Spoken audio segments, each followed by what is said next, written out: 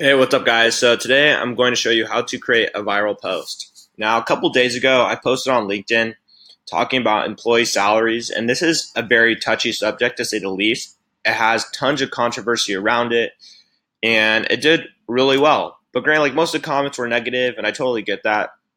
At the same time, it gave me an idea that, wow, I could actually bring this subject up again, but in a different light, using a case study to highlight what I actually believed, because nobody in here in the comments who all hated on this actually don't have a case study.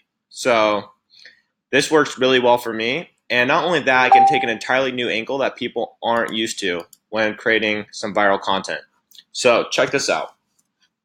I'm going to write about a post that's entirely opposite to what people think when it comes to startup lives. 99% of people have never worked for a startup, neither have they co-founded a startup. So when they try to give you advice and comments or whatnot, you take it for a grain of salt, or you could be like me and just don't listen to it at all. So with that said, I'm going to explain to them how startup life really works, because it's really just like scratching and clawing your way to the top. And yeah, I mean, it's as painful as that. But I'm going to take it from the angle of an employee who worked for us. So rather than talk about my story, I'm going to talk about his. And I'm going to try to write this viral post in less than 15 minutes. Are you ready? Let's go. So one of our first employees actually took a massive pay cut to work with us. Say, I paid my first employee almost nothing. And he actually had to move because he took such a huge pay cut. Lost his apartment. Boom. Great intro. A lot of people will read that. And then we dive into his credibility, right? And this is going to make people really upset. They're going to hate me through the first 3 lines for sure.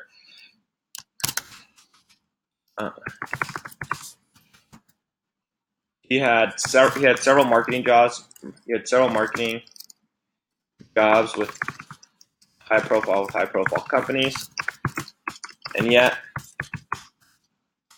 he decided to work with us. We wanted to pay him more, or you could say like I wanted to pay him more. It tends to work better. Okay. The problem, we only had one client, which is true. So right now I paid my first employee almost nothing. He lost his apartment. People are beginning to hate me. He had several marketing jobs with high profile companies. I mean, people are like, wow, you had a lot of experience and you still paid him nothing. You're an awful person. And I'm saying I wanted to pay him more, but I couldn't. The problem, we only had one client, and neither my co-founder or I were taking a salary. And I wasn't even, and I didn't have enough money to even take a salary.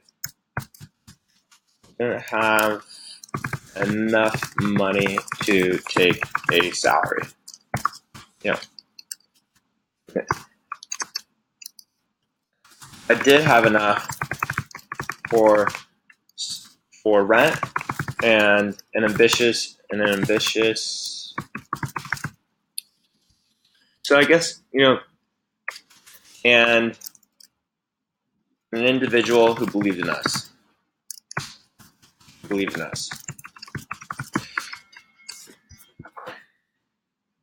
So when we were desperate for talent, but had all the momentum in the world. We were desperate for talent and had more than enough leads to fill our pipeline for the next several months. To fill our pipeline. When he interviewed with us, said, we can't pay you what you want.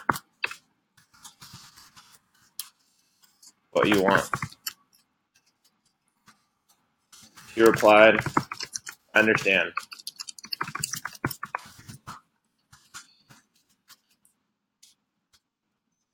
You have to take a bet on our momentum. This is true. Like, all this actually happened. Our first employee, when he came on board, we had nothing. We just had one client, and he took a huge risk on us by joining, and it paid off tremendously.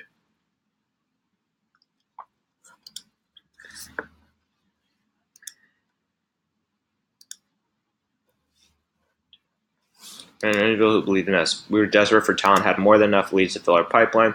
When he interviewed with us, I said, "We can't pay you what you want." He replied, "I understand." You have to take a bet on our momentum.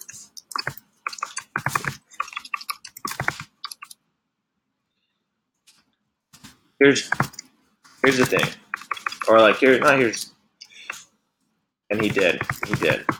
The reason is he had been following. The reason is he understood the situation. He understood the situation. No, that's not bad. The reason is he saw what we saw. We saw what we saw. Too many leads. Too many leads.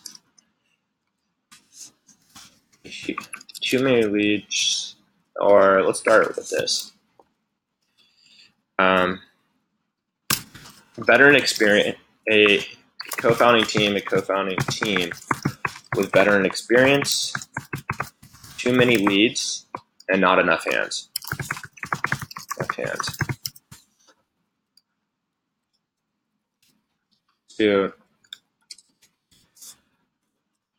Not enough hands and too many leads.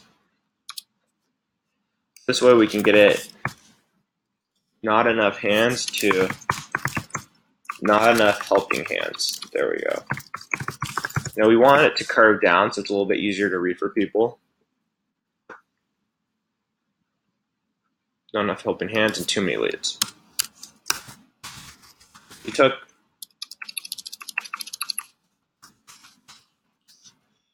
Let's read it from the top. I paid my first employee almost nothing. He lost his apartment. He had several marketing jobs with high-profile companies. Before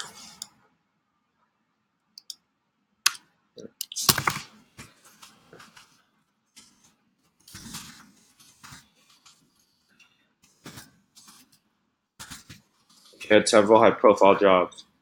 Let's do that up there. I want to pay him more, especially because he had years of experience in marketing. Years of marketing experience. We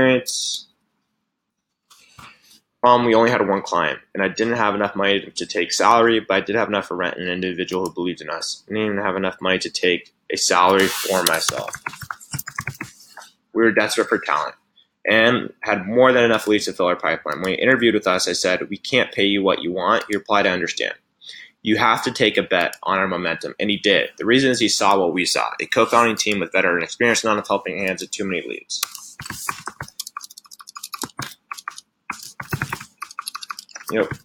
When he joined,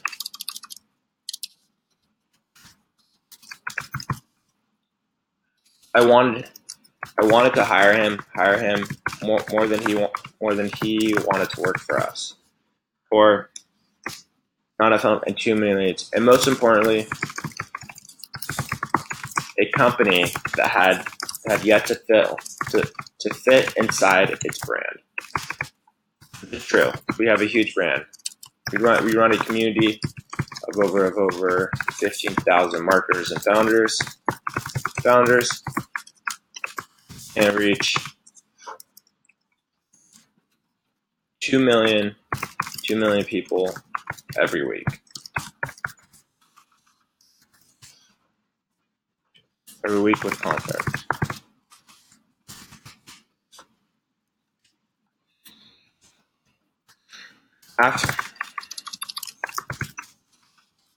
In the next 3 months,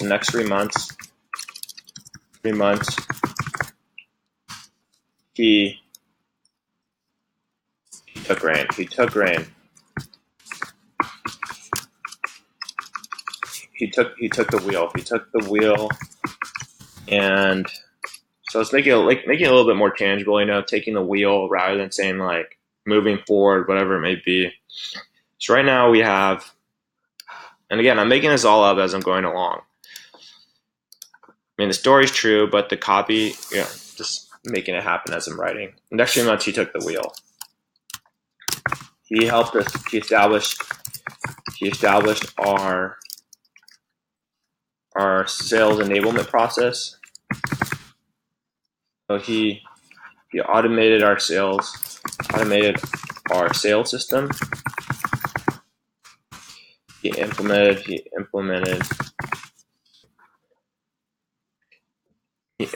task management, and even jumped on sales calls to close to land clients. In this time, we grew from 3 to 12 employees. And he was promoted 3 times. Then here's where we have to, I think we have around 1,150 words right now, if I had to guess. Well, 1,100. So we got to end with a really strong message. It's not, when it comes to startups,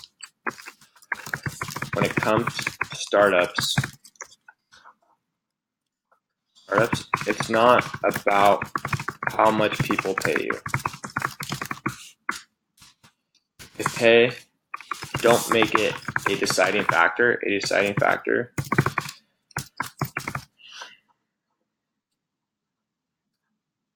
And this time, so we'll say not in this time. In the next 3 months, we grew from 3. Well, I guess we could say 4. In the next 4 months, we grew from 3 to 12 employees, and he was promoted 3 times. When it comes to startups, it's not about how much people pay you. It's about the people. It's about the culture. It's about the people. It's about the culture, and most importantly, momentum. Right? Momentum. So this is a pretty cheesy ending, so I don't really want to keep it this way. It's like when it comes to startups, it's not about how much people pay you, which is very true. You can take equity, profit sharing, whatever it is. It's about the people, the culture, momentum. Like we could do something like that. And I just want to make sure we're hitting a good limit right here. So let's check it out. 1221, that's pretty solid. So this is a post that we're going to put up. Yeah, and boom, done. I mean, that is a viral post right there. And I'm posting it right now, and we'll see how it goes. So just want to show you guys how to create a viral post, doing it from scratch. And if you put it as a habit routine, you could do it very, very fast. Also playing to what people on LinkedIn want to see, right? And what's considered more controversial. And this is definitely a very controversial piece, to say the least, and it's going to perform really well. So catch you out later. I'm posting it today, and see you on the flip side. Peace.